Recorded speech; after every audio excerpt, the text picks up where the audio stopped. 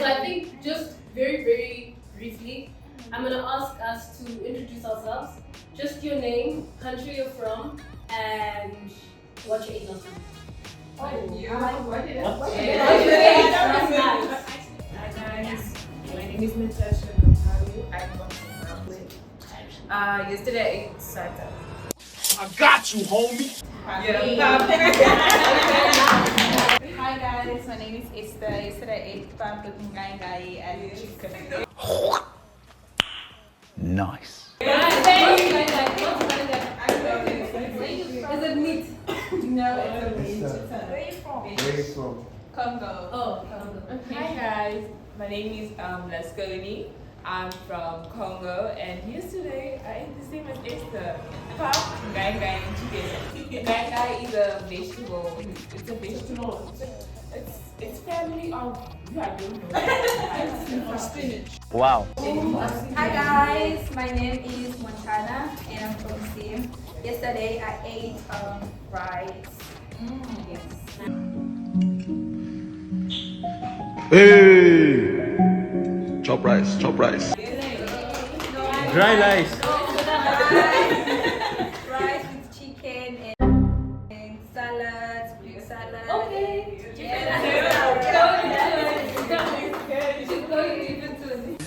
It is what it is. Hi everyone, my name is Ibismo. I'm from Sim. And yesterday I didn't eat, I just went to bed hungry. We do not care. A few moments later. Joking, I ate pap. I ate pap and beef and what? And no. Okay, nice. Hi guys, my name is Ivan. I'm from Rwanda and I eat Good job. Hi everyone, my name is Lisa and I'm from Sim.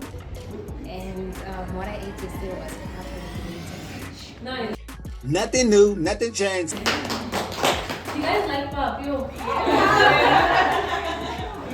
Hi everyone, my name is Lovely and I'm from Congo and yesterday I ate pap, ngai and chicken.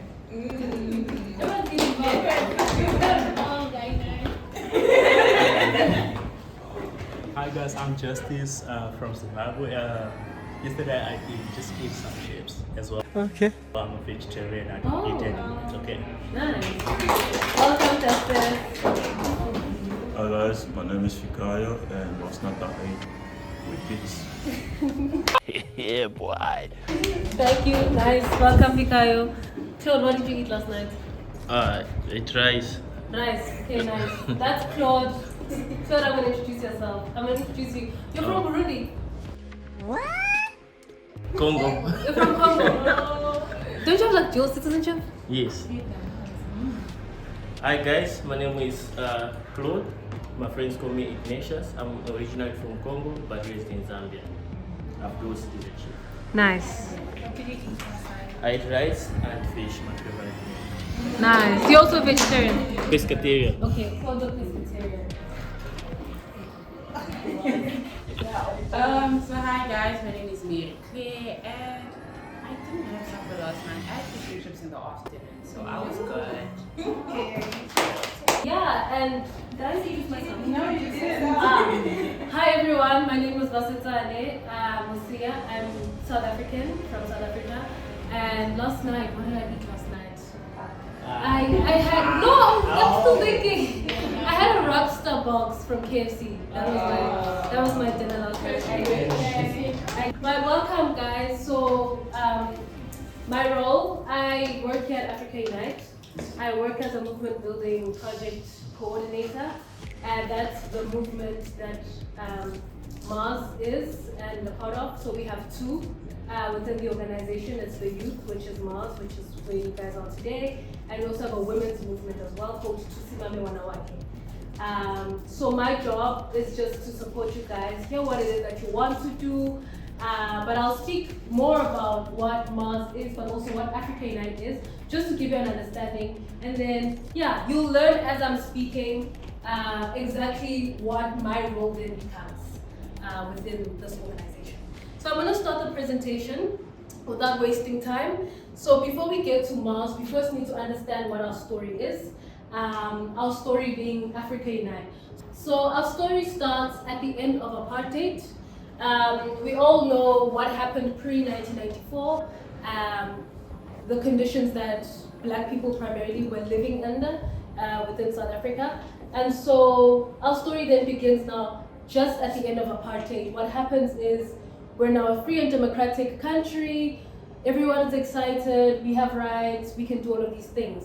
But even within that freedom and the country kind of moving into a transition, we also then were able to attract now a lot of migrants, refugees from other countries who are saying, listen, it seems like there's prospects in South Africa, the condition there is better, like people can live in South Africa now. And so what we saw then was a huge influx in the early 2000s, so just after apartheid, early 2000s, there was a huge influx of migrants coming into the country. But also, they're coming in for safety and a better life, right? That's the main reason.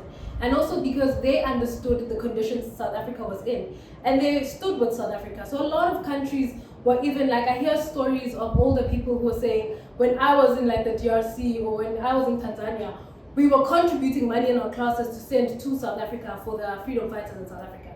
So that's how much other African countries like stood in solidarity with South Africa with what we were going through, right? So it makes sense that when we are free, people are like, oh, okay, there's living now. Like we can try and make a way to survive, right? So that happens. There were some people who were able to find peace. There were some people who were able to find opportunities coming to South Africa. But a large group of people faced a lot of discrimination. There was violence, there was conflict with the locals.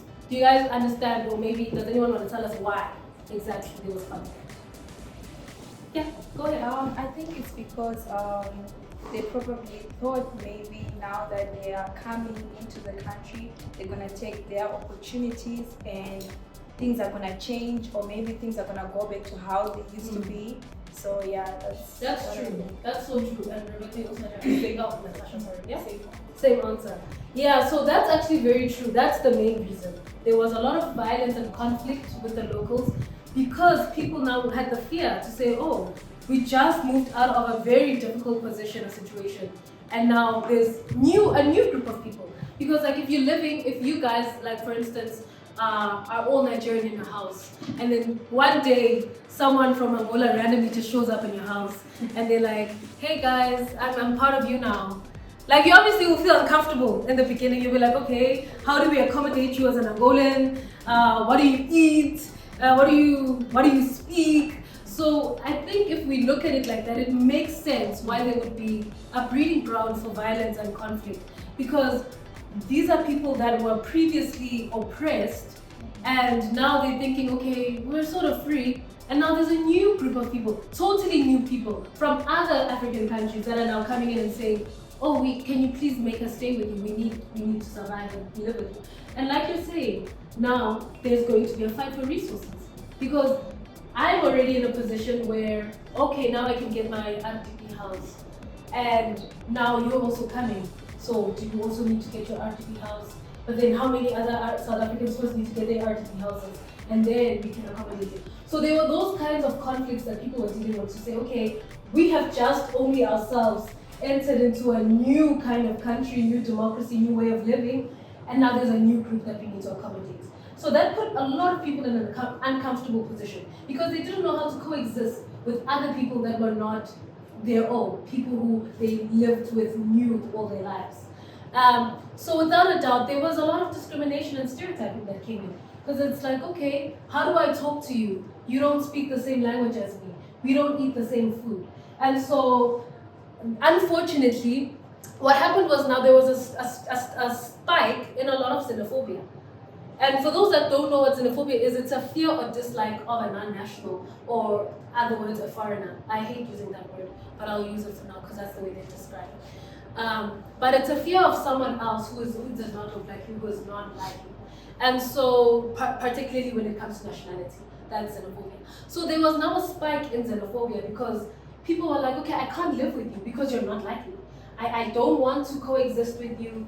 And that raised also a lot of crime because now people were seeing non-nationals or non-South Africans as targets. They're like, okay, you're here because you want to take. You're here because you want to do this. And now people are talking around in the streets, oh no, you're taking, you're doing this, you're doing that. And that became a very, very big problem, not just for communities here in the Western Cape, but for communities, I guess, across South Africa as a whole.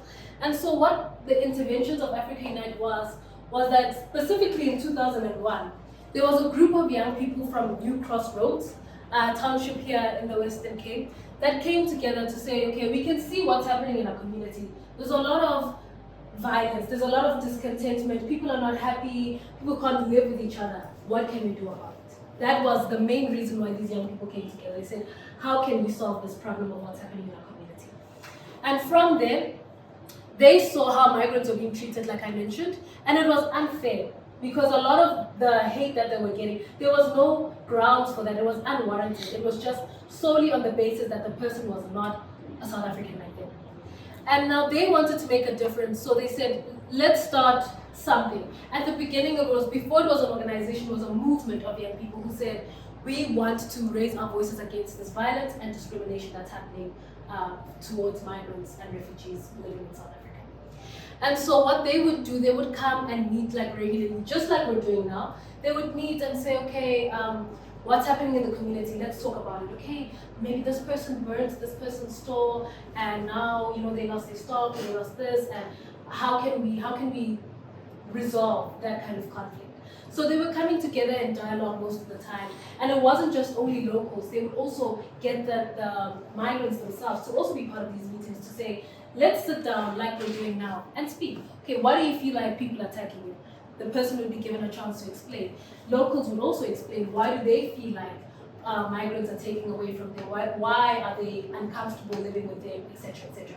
So it was a situation where a dialogue could take place, right? And then people could exchange in a peaceful and civil manner, right? And so that just kept going on and on. They would meet regularly, and it really became to be a movement because more people were now joining in to say, okay, this is an organization. It officially became Africa Unite had an identity.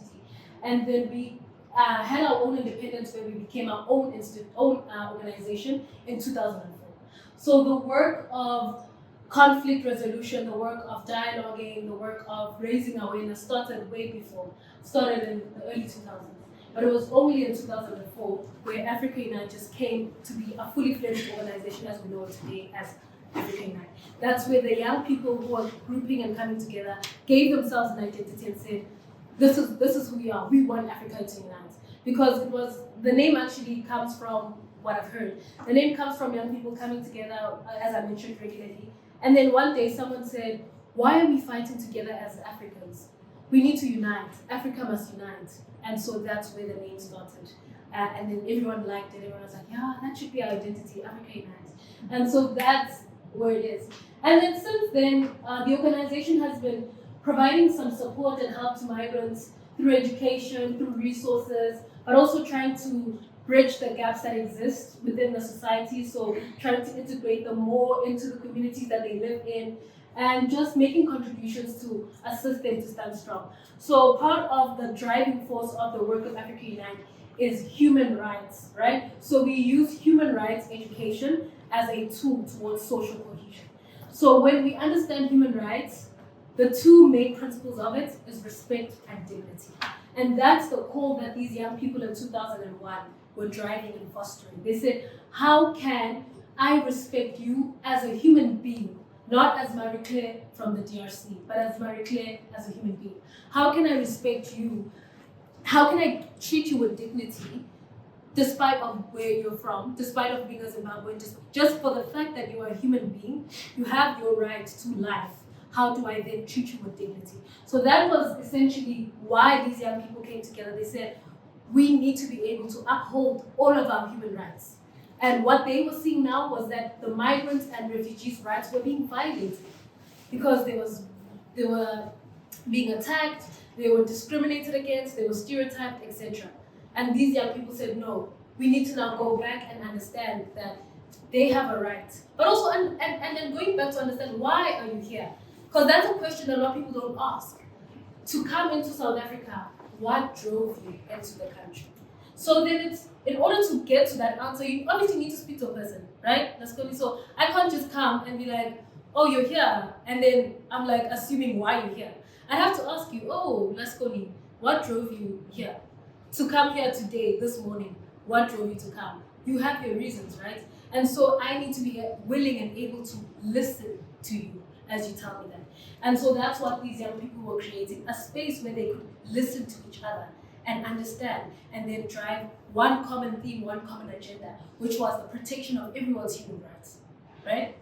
And so at the core of it, it's education. So how do we educate our communities about this? How do I go back now with information that I know to say, if I'm seeing something happening in my community, how do I speak up and say, you're violating this person's human right? If I don't have water, running water in my house or in my community, in my area, that's a violation of your human rights. How do you then speak up against that? To say, who are the people we need to talk to ensure that there is running water? Who are the people we need to talk to ensure that kids are in school? You get it? So that's what Africa Unite is about, and that's the basis upon which our story begins, right? So moving forward now, I'll just speak a bit about the more technical terms now, just to know. So Africa Unite is a human rights and youth empowerment organization that works with citizens, refugees, and migrants to prevent conflicts, to enhance social cohesion, as well as to promote social economic development. That is who we are as an organization, right? And here, I won't go through them. I hope everyone can see. These are the objectives, the 4 objectives of the organization, what we strive to do. I'll just read the first one. We are striving to build a united and prosperous, we're striving to build in united and prosperous communities where human rights are actively protected, right? Not just protected, but actively. And for human rights to be actively protected, that means there's a responsibility on you as an individual or as a concerned citizen or as a concerned individual to say, what is the government doing? What is the person who's responsible doing to ensure this protection of human rights, right? And so then, Mars comes into the picture. Africa Unite has different programs, right? So the main umbrella program of the organization is the Human Rights for Social Cohesion program. So that program basically gets young people, all those young people that started Africa Unite in 2001, gathering all of those like-minded young people, leaders in their communities, people that want to speak up for change. And then we train them. We take them on a camp, 5-day camp, where it's an experiential learning of human rights. I get to engage with someone from Enyanga. I get to engage with a colored young person from the Cape Flats. I get to engage with a local South African from Johannesburg. We bring all of these young people from across South Africa, but not just South Africa, across Africa. We also bring 4 other youth from other African countries to be part of this experience. And then in that 5 days, you go through understanding human rights, unpacking the terminology, learning and being equipped with skills of becoming a facilitator, becoming a leader, but of also being able to be a responsible citizen, right? That means understanding and knowing the laws in your country, understanding and knowing what the Bill of Rights says, all of that stuff.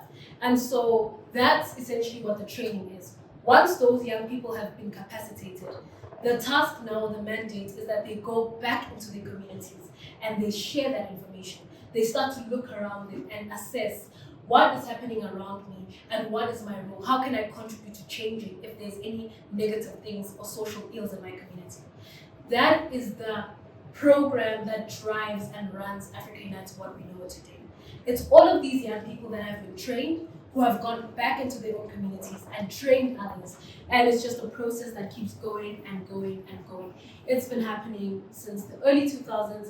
It's still happening now. So I think in your head, you can imagine how many people have been trained, but also how many other local citizens and individuals living in South Africa have gotten in contact with a trained young person who has shared to them what human rights is about, but also how we can build human rights communities, which is our slogan.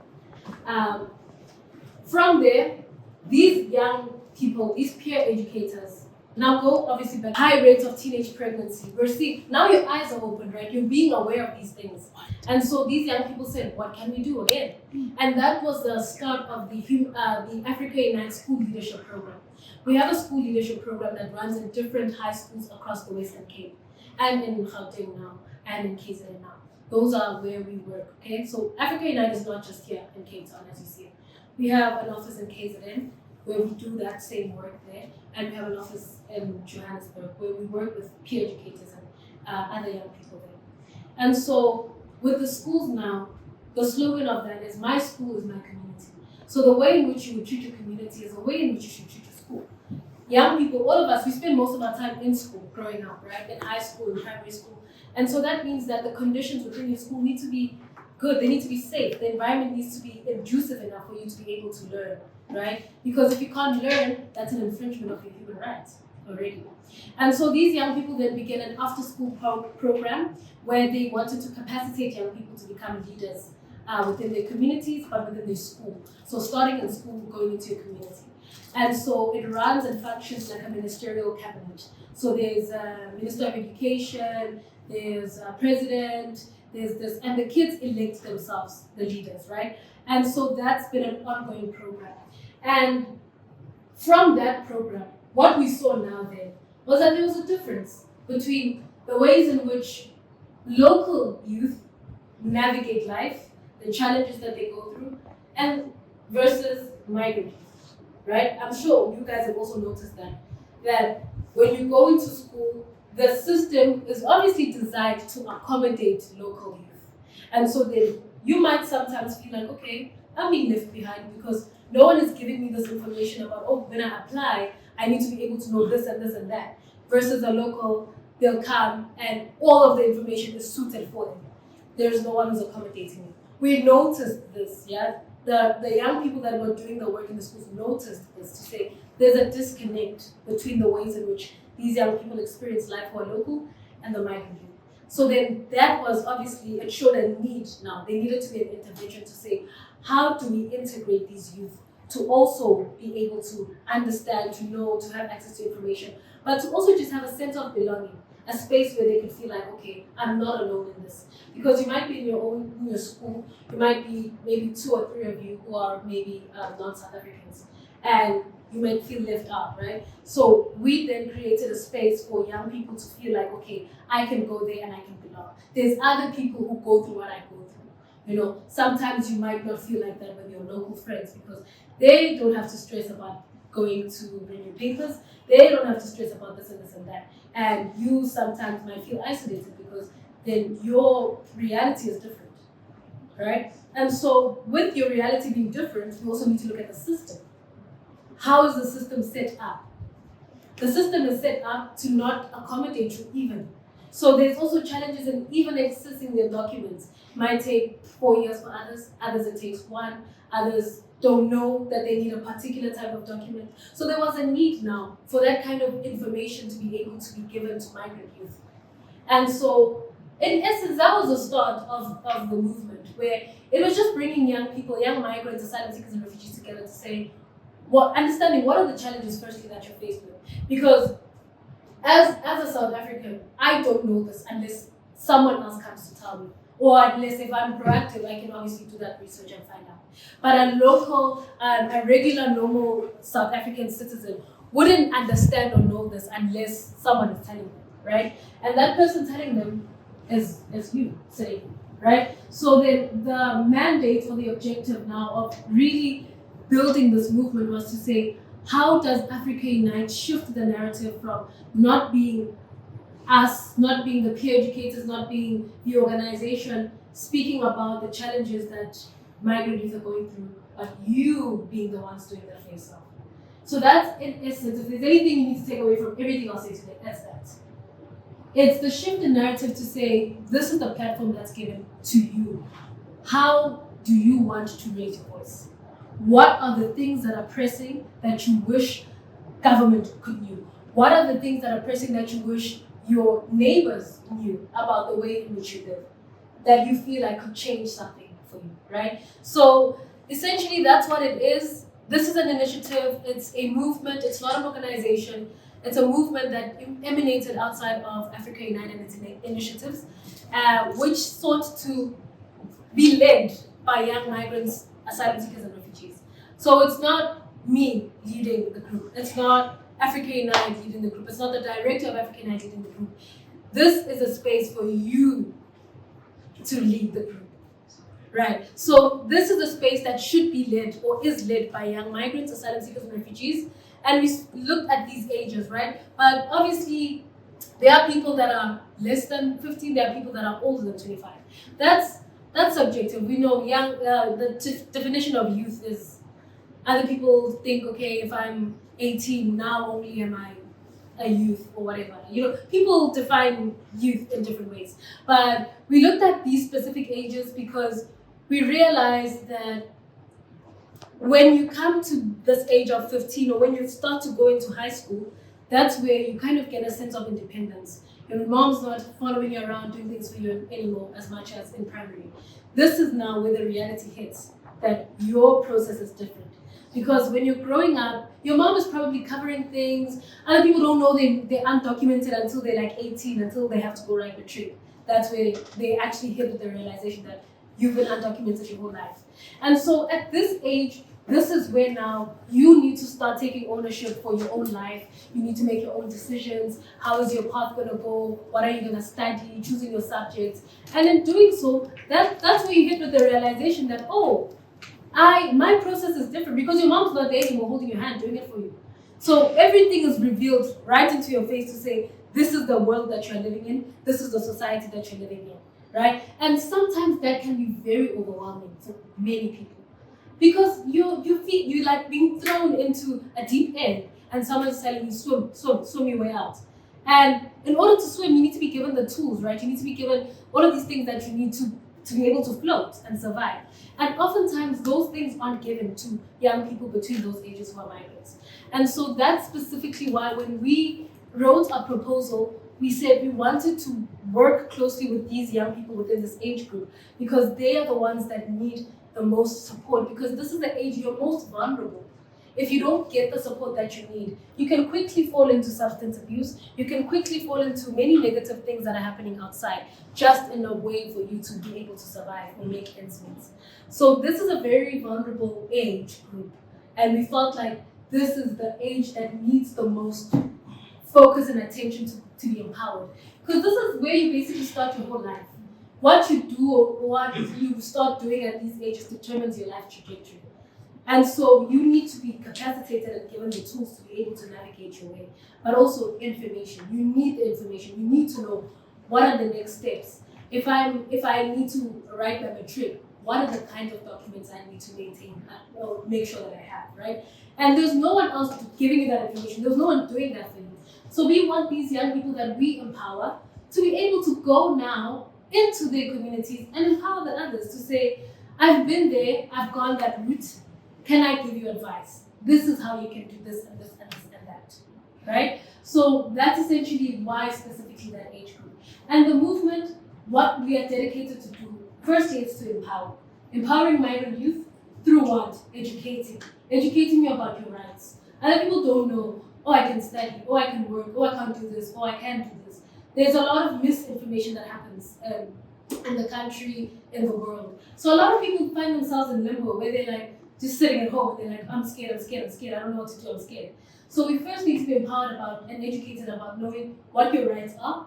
And then after that, what we also seek to do is to raise awareness about the challenges that you're facing. And in order to raise awareness, that means you need to speak up. I can't go and then try to figure out, these are the challenges.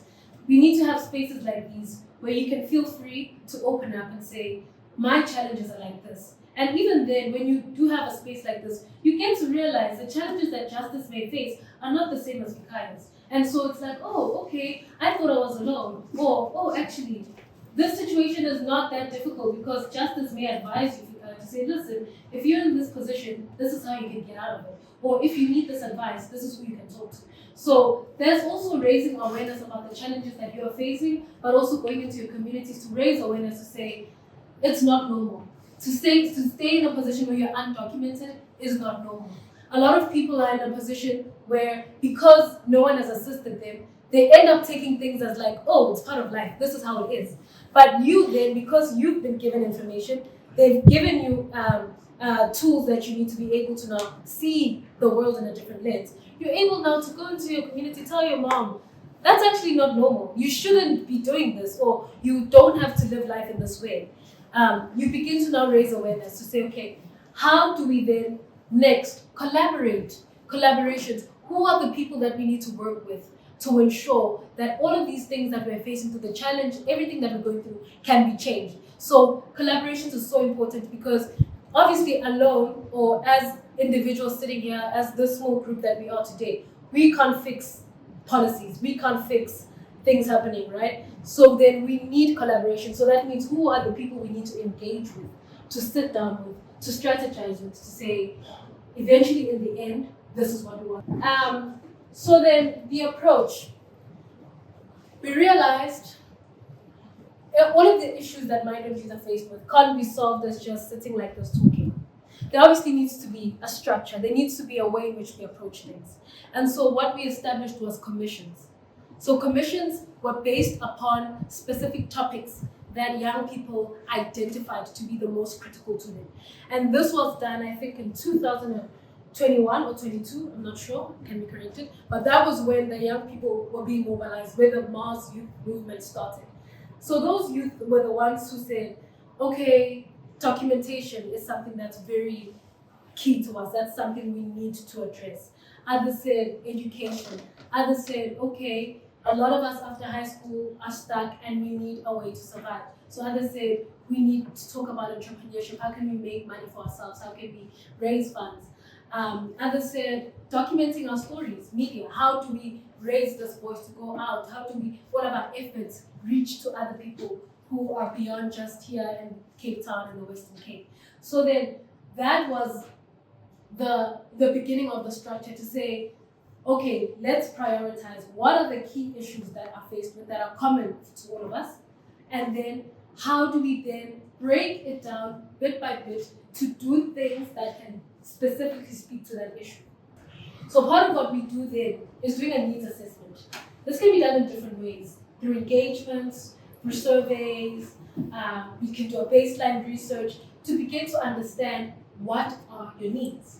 And from there, from understanding your needs, we then tackle these challenges through these commissions that have been established. Because most of whatever challenge that you go through will fall within a particular commission, right? And then it's doing work. So it's either skills capacity building or skills development. Maybe that can speak to an issue of, I want to be a photographer because I want to make money to take care of my family. That's already a story or a need that's been identified. You need to be able to survive, so you're wanting skills development. Other people say, listen, I can understand what the challenges are, but I don't know how to articulate it, right? So other people may say, I need the skill to be able to know how to speak about what I'm going through, or to speak about the challenges I'm faced with as a young migrant. Other people say, okay, my goal, what my purpose is, I want to raise awareness. I want my friends to understand. I want my community to understand. And so it's like, okay, how do you make them understand? Maybe we can do a march, we can do an event that speaks to raising awareness about what our challenges are, but also speaking about what the movement does for you. So that can be awareness raising, which is an event that can be done. But there's also like kind of long-term advocacy that can be done. So this issue of documentation, how do we solve it? First, you need data, right? You need to be able to show that there's an issue of documentation, right? So in order to show that there's an issue of documentation, that means you need to engage people. Shalom, do you have your documents? Yes or no? Ridwan, do you have your documents? Yes or no? Ene, do you have your documents? Yes or no? Do you have your documents? Yes or no? So by doing that, you then collecting data to say, okay, out of the 16 people that are here, only 10 have their documents. Or out of the 16 people here, 10 of them don't have their papers, only 4 have their papers. That is a crisis. That speaks to some efficiency somewhere. Why don't they have their papers? So that those are kind of things that we want to do. Hi guys, just morning. And so in order for these structures to be able to work, there needs to be people that take up the role of being leaders, right? Because I'm not gonna come and then I'm gonna say, hey Justice, you're doing this, you're doing that, you're going to school, you're gonna do this. That's weird. That's also overwhelming. But then within yourself as a group, you then pick. You see, okay, Esther, because of your qualities, because of the person you are, we feel like you fit to lead this group. You can be our chairperson because we want you to be able to go outside, represent the movement, but also you are the best person who can articulate what our concerns are, right? And so Esther would then be selected by you. Everyone is sitting here to say, yes, we all want Esther to be the one to lead us. And with the commission, similarly. Okay, as we are sitting here, who do we feel like is best suited to lead the commission of documentation? That is someone you guys are now going to identify as a leader. Someone that you feel like knows and understands the issue of documentation, but can also lead you as collectives, as individuals, right, towards a common goal that you are driving. So then that's essentially what we want. So these are the leaders from late last year. What else?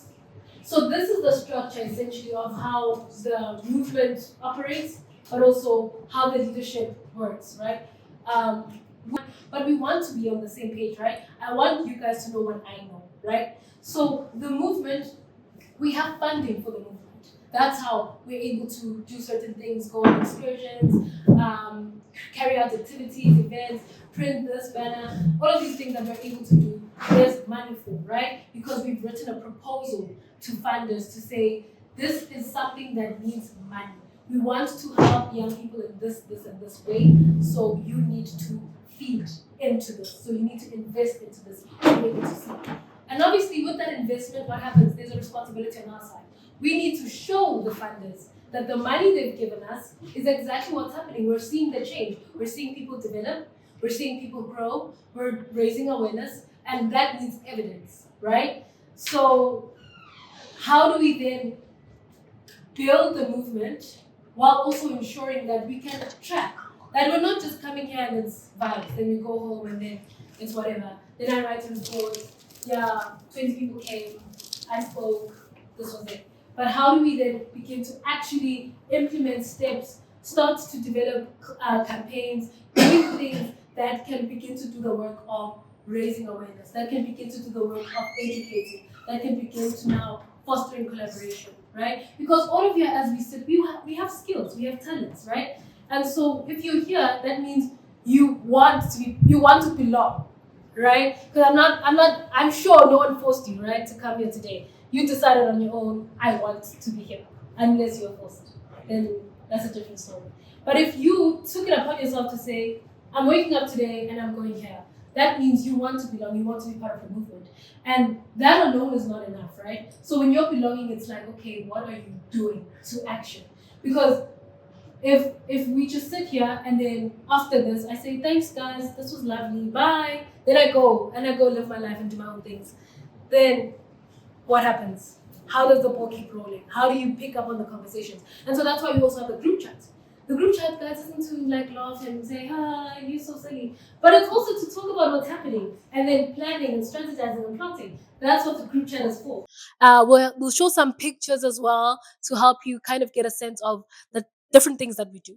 So the purpose of this Media and Communication Commission, it's firstly to share stories on challenges of young migrants using media, but also to connect with both migrants and local South Africans, right? So if you are saying, I want to be part of that commission, that means that you might have a skill of maybe creating content. You might be someone who's interested in wanting to post on social media. Even if you don't have that skill, you can then let me know. You can say, I want to do this, but I'm not confident in my ability to do it. Can you help me? And so what do we do then? We'll organize a workshop. We'll organize a training based on what you've said. Okay, I want to do this, but I don't have the skill or the capacity to do it. That's where then I step in and say, okay, let's sit down. Fly, what do you want to do? Then Fly will say, I have this idea. I have this vision. Okay, I will assess it. Fly, does that really make sense? Is that realistic? Not really. And if it does, then I say, Fly, talk to the rest of the group. Let them know of your plan. And to be honest, as I'm reflecting now, that's usually the challenge. I think you guys are scared to talk about what your plan is with everyone else. Yeah. Like they get nervous through Mm. the people, Yeah. Actually, as for me, I don't want to lie. Yeah. I have social issue, like I get nervous when Mhm. I get in front of the people. You're more And comfortable so, speaking to you someone know one what I on mean? one. Okay, I see. Yeah. Okay, I get you. So I shouldn't phrase it as a fear, but also there's a reason why they don't want to do it. Yeah, but I feel like then we should be able to nurture you to be comfortable to say, hey guys, I can stand in front of you and say, this is my idea. Do you guys think that's something we can do or something that can work?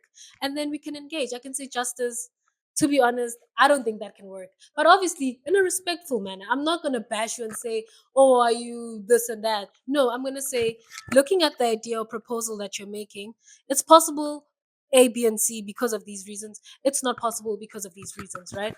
And so, back to this, I'm digressing. Back to the Media Commission. This is the purpose of this commission. They will then create content, doing podcast, radio, all of these stuff, blogs, to discuss everything related to migrant youth, but also if it's just social things, like if you guys want to talk about language and being like, okay, how are you able to learn the local languages and someone else doesn't? Oh, me, it's because I grew up around maybe colored speaking people, more comfortable speaking Afrikaans than Xhosa, whatever. So kind of having those kind of debates, dialogues, discussions. So you guys would then facilitate that through content creation. And then because we know that all of us, we're youth, we like to be on our phones, we're on TikTok, Insta, all of these things, that's the best platform to engage other young people. So we want you then to now begin utilizing the resources that are available around you to begin reaching out. Then the second commission is entrepreneurship and resource mobilization. So resource mobilization, in a simple term, is just basically fundraising, right? So if you're questioning or asking, okay, what are we fundraising for? You're fundraising for the movement, right? Because right now, the money that we have is the money that the funders are giving, right? So in any instance, I don't know if you all heard about what Trump did. We heard, right? He said, no, we're pulling out US aid. And what does USAID do? It supports a lot of organizations in South Africa that do a lot of like health work, dissemination of medication, etc., for people with chronic illnesses. And so if he's made that decision to say, okay, we're no longer supporting you guys there in Africa with this, what does that mean for the people?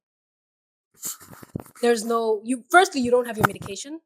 Secondly, the person, because you don't get to a clinic, maybe for instance, and your medication's already sitting there with your name Lionel on it. There's someone who has to administer that, right? Someone has to work there and say, oh, hi, Lionel, you're here today to fetch your medication. There you go. And so if he pulls that out, that means also those people that are doing that work are out of jobs. And so that means then the organization that exists that wants to support people, there's no purpose for it anymore because they don't have the money to be able to do that work. And so I'm saying this to use it as an example. So similarly with us, the money is not just in the air. No, it's coming from funders, right? They're putting in this money into us to say, do this work with the youth there. And in the instance that they pull out and say, listen, Africa Unite, we love you, but we don't see this thing working anymore. You like maybe you got we don't feel like you're meeting the targets. We don't feel like there's any change in what you're doing. We don't see it being beneficial or helpful in any way. Then they're just gonna say, this funding that you have is the last one that we have with you. All the best. Good luck. What happens then to the movement? That's a question that we need to ask ourselves. Does that mean this stops? Does that mean the bonds, everything that you've created stops? Does that mean your advocacy stops? Does that mean the education that you're wanting to do in the community stops? So then it's important that we think about resource mobilization. How do we then begin to raise funds for the movement so that even if funders pull out, we can still sustain ourselves. We can still continue working. You guys can still tap into resources that you need to be able to actualize the different programs and initiatives that you want to do, right? And so that goes with entrepreneurship because it's money matters. That's why we've grouped these two commissions together.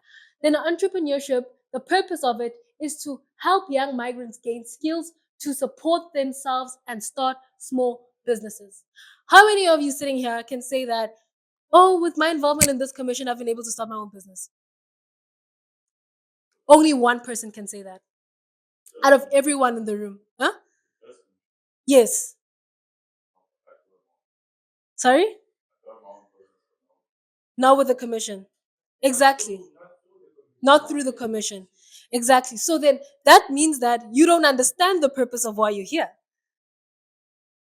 But you don't have to belong to the commission. Do you get it? Because this is for the entire movement. So if you maybe saying my interest is in media, but I have a business, that doesn't mean you can't approach entrepreneurship and say, I have a business and guys, this is how we can raise funds. Or hey, Maya, I know how to do hair. Oh, I have an idea.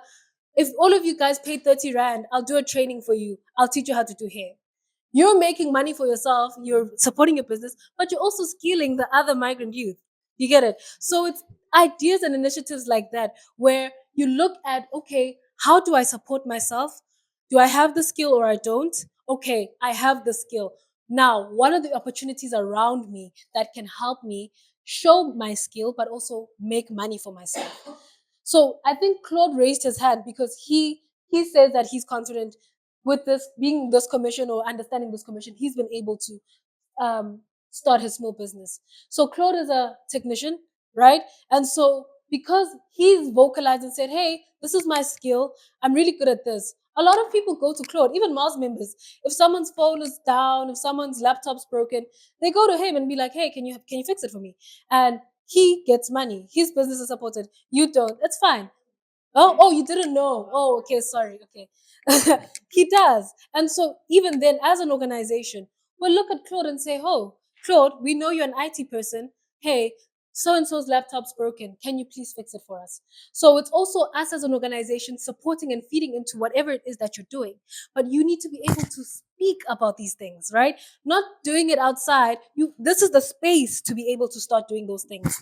And then we can sit and say, okay, Maya, you do hair. Esther, you do nails. Oh, okay, guys, why don't you think we can, maybe with the funds that we've raised, you can maybe have a conversation with the group. Let's buy some equipment, and then maybe every Saturday, since we don't have a space, let's use the space and let's open a salon. Or let's go into the community. Maybe you know someone who has a space there for free. Then you say, let's rent the space, let's do hair. That's an idea. So those are the things that this commission would do. It's looking at supporting you, the skills that you have, especially for people, because not everyone wants to be an entrepreneur, right? Not everyone is skilled in being able to be an entrepreneur. So those that can and are able to then are supported.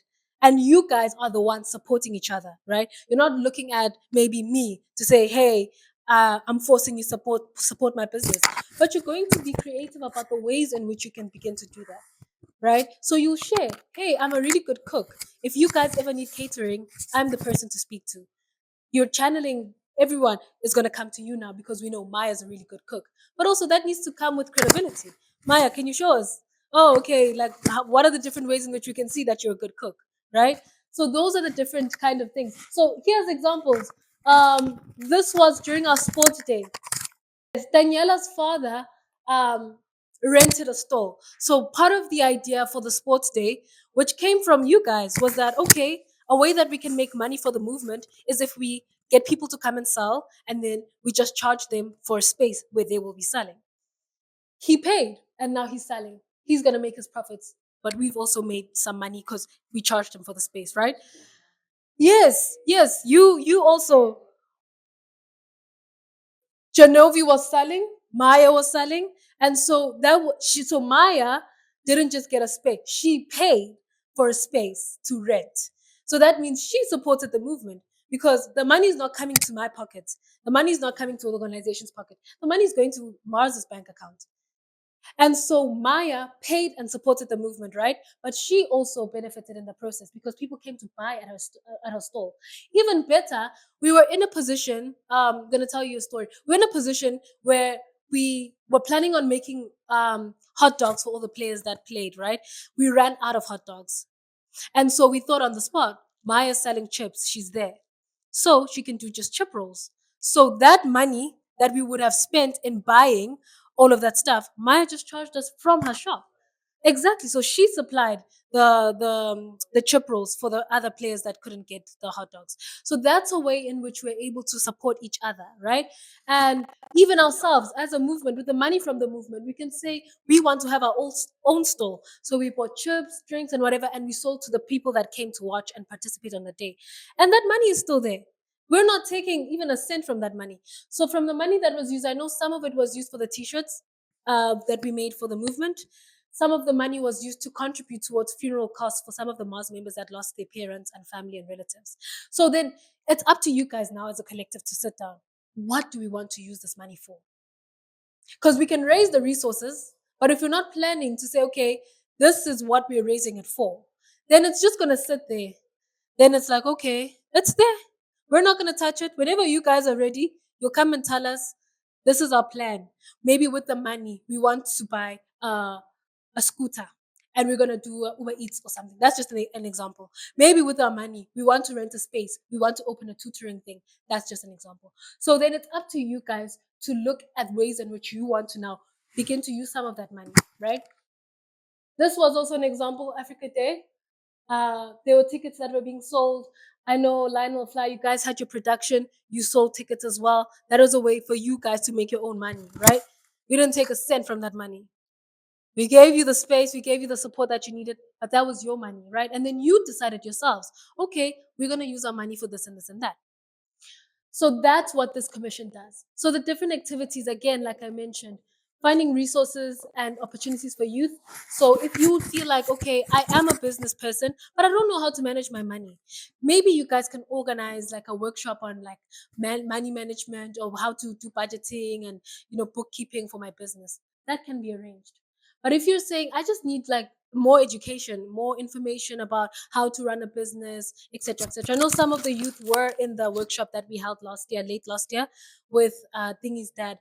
That he did the business workshop. So he was sharing some tips and trips as a CEO. He's French. I think Maya, you were there. I'm not sure who else was there. JJ, you were there. Yeah, you're also there. So that's also a place where you can now get resources, information. And then we also do trade. We haven't done it because we never really identified a space or area in which someone has indicated to say, this is exactly what it is that we want to do. But we're willing and we're able to provide training. I know that we did for the on-camera confidence, because that's something that a lot of people mentioned. I want to do content creation. I want to be behind the screen. I want to know how to do this and this. And so we arranged for an on-camera confidence for those youth. But now the question again lies, yes, you've gotten that training. What are you doing with it? Because then you can be trained like 1,000 times. But what are you using that skill that you're being given or that you're acquiring for? Because then you can do on-camera confidence today. Next week, you're doing journalism. Next week, you're doing writing. But what are you doing with all of these skills? So that's the question now you need to introspect on. Yes, I'm getting the skill, but what am I doing to action it? Outcomes, exactly. So our focus should be on outcomes, right? Rather than input, but more on outcomes. So yeah, yes, we showcasing products, selling headscarves, snacks. I know that Naimana on Africa Day, right? Was it her who was sharing, not sharing, what is it? Selling some headscarves and stuff that she does for her part of a small business. So that's an opportunity for you to be able to empower yourself. And then next is documentation and tertiary. This commission the purpose of it is to help young migrants understand firstly and be able to manage their legal documentation, but also supporting them in accessing higher education, right? So a lot of the activities around this is on awareness raising, going into schools, because you guys are now older, you've gone through the journey, you know how to advise a younger one who's still coming to say, focus on this and this, don't do this, do this. In order to get your documentation, you need to take these processes, tell your parents to do this and this and that. And so because that's not enough, they've also gone into schools, to churches, to speak to the parents now themselves, because you can tell the kids something, then they get home, they're like, oh, I forgot what this person said, but it was about my documentation. But now if you're speaking to the parent directly, they get that information, because sometimes they also don't know, right? And so if you are in a position where you actually know the processes, you have the information to share, then they'll go into the communities. So the activities then, like I mentioned there, it's hosting sessions to explain the documentation processes, the rights, the policies, etc. assisting with applications where you can for scholarships, higher education, but also researching issues to do with documentation policies and advocating for fair treatment of migrants, educating both migrants and locals about migrants' rights. And so part of what we've done under this particular commission was a study. So we did a baseline study where we sent out a survey. It was virtual, and we sent it all around, just across everyone that we knew, for people to fill in, to first now begin to understand what are the challenges. Okay, so people need to explain, this is a document that I currently have. I've applied for this document. I've been waiting for X amount of years. And in my waiting, what has happened? How are you affected in your waiting? You can't get employment, you can't get schooling opportunities, you can't do this, you can't do that. So that document was a way in which we were now beginning to gather information that would help us in our advocacy work. So if we're doing advocacy, that means we're going to approach, maybe if it's a policy on documentation, whoever is in maybe a ministerial position or whoever deals with that issue, we're going to approach them and say, listen, there's a challenge here. Young people, you're taking too long with processing their documents. They're being affected by it. They're going to ask, the first question is going to be, oh, okay, how? Like, where's the evidence to support your claim? Because then if I don't have evidence to show anything, I'm speaking barely off of emotions, right? So you need to be able to have evidence of whatever it is that you're speaking or identifying as a challenge. And that means doing research. So when you do research, you just go, you even sitting here asking, okay, how many of you have documents? You raise your hand, I'll count, 6. How many of you don't? You raise your hand, I'll count, okay, 15. Oh, okay, so from the whole group, only 6 have documents and the 15 don't. That's already evidence. That's a first step of evidence, right? So fast forward, we did that survey, we concluded it, and we got one of our interns here at the organization to compile that data for us. And we've now published like a report that we can now use. It's a document that we can take now to government, to anyone, to policymakers, to other organizations to say, read this to understand why we're saying we need proper ways to dealing with documentation for migrant youth, because these are the ways in which they are being affected. They've articulated themselves in these ways, right? And so soon, we're in the printing process now, so soon we'll have the physical copies of that information. So when you're going into schools, if you want to engage people, you can use that as your claim to say, as a movement, this is what we've done. This is the supporting document we can prove to you to say there is a challenge with the issuing of documentation, and it's affecting migrant youth specifically in these ways, right? So those are examples of things that can be done under this commission. Then we have the Sport Drama Arts Commission, right? So I think the name says itself. It's about sport, it's about media, it's about drama, it's about entertainment. But the purpose of this is to bring young people firstly together from different backgrounds to build friendships. So you don't always have to do things because you want to go and perform or you want people to pay, right? So it can also be a way of self-expression. Some people are not good at speaking and standing in front of people and being like, oh, these are my challenges and this one. Other people can do it through poetry. Other people can do it through dance. Other people can do it through music. So this is a commission for you to begin to do that self-expression, but also raising awareness, because not everyone can sit and read through a 40-page document that talks about, oh, these are my challenges, or this is what I'm going through. But if I come in and I go to Baxter Theatre and there's a performance that's there by migrant youth that are telling a story, I'm being educated in that process, but I'm also enjoying it because it's a form of entertainment, right? So that's what then this commission does. We use these different things as tools towards our awareness raising and advocacy work, right? So the sports tournament that's coming up, it's a way of us raising awareness to say, how can we play sports together towards peace and development? Right? And so there's also theater performances where you're telling your story. You're showing your lived experiences through these performances, through your arts. That's the types of activities then that this commission would do. It's all on raising awareness and, sharing a message, a particular message you have using your talents and skills.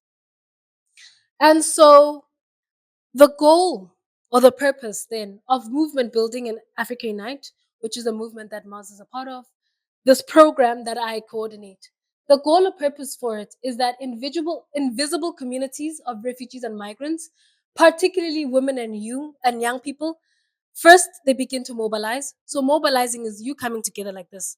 So we can now tick that box today and say, we've mobilized a group of young people because you saw the poster, you were interested, you came, right? So that's firstly our goal, to mobilize young people, to actively organize. So actively organize is saying, okay, what's the plan? We want to get to C, but we need to do A and B. How do we do that? That's actively organizing. So we can't mobilize like we're sitting here, then it ends there. Then you go home, then that's it. But how are you organizing? How are you doing things that can actually get you to your goal or what you want to see change? Then the last thing is what? All of this mobilizing, organizing is for what? It's so that you guys can now begin to dismantle the systems of socio-economic injustice that is affecting you, right? So all of these efforts are so that you can have better conditions in which you live in within the context you're in. So in this case, within South Africa, right? How can you ensure that other people are firstly aware of what you go through, but secondly, how can the conditions be better for you to be able to live? Because then your human rights will be protected, but also for you to now understand where your position is. So if you are a migrant, okay, do I have the documents that I need? How am I navigating my space? How am I living in the society, in the community? Am I integrated, etc., etc.? That's what we're trying to do, right?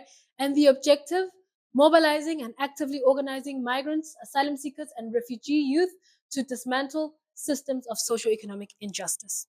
So I'll just share a bit of stats so that you guys can see that all of this is not just speaking, but there's actually people that are being reached, targets that are being met. So that from the different activities we've done, the leadership training, we've done 8. The participants that we've reached through the leadership training is 140, right? The commission and forum meetings, we've held 19. People that we've reached through all of this, 368. The monthly forum meetings that we've held, 159 people reached. And a lot of the awareness campaigns that you're doing, so the awareness campaigns are like the sports day, Kuluna, the theater productions, everything that you're doing as awareness raising, we've held 8 of those kinds of events. And this target is like what we've reached, 450 people, but it's probably even more than that. Because not everyone signs the register. And this is also more on partnerships that we have established as a movement. There's 4 organizations that we can confidently say are people that we can partner with, right? But we want to make that number bigger. And then in strengthening the radio, there's been 4 trainings held, and there's 3 episodes that are out on Spotify. So if you guys have ideas of how you can change that around, make it more engaging, make things happen, then this is a space for you to be able to do that. Media campaigns, 4 that have been hosted, and then community outreaches, there's been 7 of those, and there's been plus 570 people reached. Then here is just pictures. These are pictures. These were all of our matriculants from last year. Congratulations, guys, if you're here today. Congratulations once again. You guys did amazing. And these are just some highlights. What was this? The Peace Jam conference that some of you were at. There were 8 people from the movement that were mentors. Some more highlights. This was from the SAL. So some of the migrant youth, some of the MAS members were trained as SAL leaders. That SAL is a program that we have here in the organization, but that comes out of the school clubs. So it's called social emotional learning. So some of the migrant youth were trained as well as SAL leaders. So 8 of them, and they ran sessions. They've ran 8 sessions. The 5 different leaders ran 8 sessions. Then these are the sports days we've held, the numbers. 2023, we had 151 people. In 2024, last year, we had 251 people attend. So we're eager to see how many people we'll have this year. And this is some pictures from the drama, when they were performing, the rehearsals. And this is also some of the media campaigns. I see there Marie Claire and JJ got a chance to go. Was it Cape Town TV? Yeah, they spoke to Cape Town TV. And Marie Claire did a few interviews with Salam Media. This one was... Yeah, Bush Radio. Where's Bush Radio? Up there. Oh, there at the bottom. Bush Radio interviews. So this is on media campaigns. So this is identifying people that can give you a platform where you can now begin to share about the work that you're doing as a movement, but also about current affairs, things happening around the world. If people want to hear from the voices of young migrants, you should position yourself in a way that you're there, and if they're reaching out, they can say, oh, this is someone to talk to, right? I've spoken enough. This is the end of my presentation. So the next steps now, if this is something you want to be a part of, especially for new people that are learning about everything today for the first time, if this is something you want to be a part of, please make sure you filled out the register, firstly. And secondly, you've picked a date for evaluation. So the date for evaluation is just you saying, I'm available to pop by on Tuesday for the evaluation, where we'll kind of have a one-on-one chat with you to just basically first assess where your head's at in terms of your level of participation, and also what are the ways in which you envision being part of this. So from there, then you can begin your process of membership, and then you will be a fully fledged member. So thank you so much, guys, for listening to me. This brings us to the end of the presentation.